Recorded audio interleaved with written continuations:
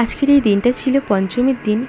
এসেছিলাম দিদিভাইয়ের ফ্ল্যাটের গৃহপ্রবেশের অনুষ্ঠান। পঞ্চমীর দিন বাড়ি বেরিয়ে কিন্তু লস হয়নি, রথ দেখা কলে বেচা দুই হয়েছে আজ। এখন তো ঘড়িতে বেজে গিয়েছে ওই 7:30। রেডি হতে হতেই আবার না 9টা বেজে যায়।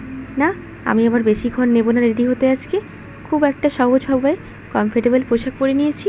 আর এদিকে চুলটা কী করবো কিছুতেই খুঁজে পাচ্ছি না। এটা বরাবরই আমার সাথে হয়, কোথাও বেরোলে হেয়ারটা কী করে করবো ঠিক করতে পারি। যাক, এবার তো শেষমেশ ছোট্টখাট্টো একটা বেনুনি ঝুলিয়ে নিয়েছি, কারণ আমার আবার স্টাইলের থেকে কমফোর্টেবল লাগাটা ভীষণ জরুরি। ব্যাস বেরিয়ে পড়েছি। এরপর টুকটুক করে একটা জিনিস কেনাকাটার ছিল, সেগুলো করে নিলাম। এরপর তো ট্রেনে ওঠার পালা। অবশেষে ট্রেন জার্নি কমপ্লিট করে পৌঁছে গিয়েছি দিদিভাইয়ের ফ্ল্যাটের কাছাকাছি। আমাদের তো পৌঁছাতে প্রায় 12:30 বেজে গিয়েছিল।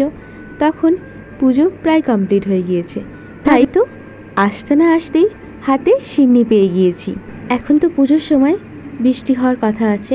দেখুন না, এখন থেকেই বৃষ্টি শুরু হয়ে গিয়েছে। আর ওই যে দূরে দেখতে পাচ্ছেন ফ্ল্যাট থেকে দেখা যাচ্ছে, কি বলুন তো, হ্যাঁ, মা দুর্গার প্যান্ডেল। আর এখানে এখন আমি ছোট্ট ছোট্ট দুটো খুদের সদস্যর সাথে গল্পে মেতে গিয়েছি। এখন তো এখানে চলছে দুপুরের খাওয়া দাওয়ার পালা। মেনুতে কী কী ছিল সেটা না হয় আপনাদের পরের একটা ভিডিওতে শেয়ার করব।